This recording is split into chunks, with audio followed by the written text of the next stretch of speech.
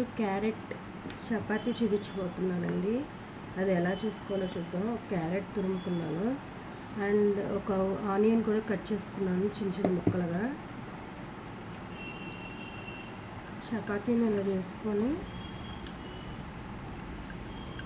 కొద్దిగా onion and carrot ఇందులో పెట్టుకోవాలండి. ఇలా స్టఫింగ్లా పెట్టుకుని ఇలా ఫోల్డ్ చేసేయండి. ఇలా రౌండ్గా బాల్లా చేసుకోండి.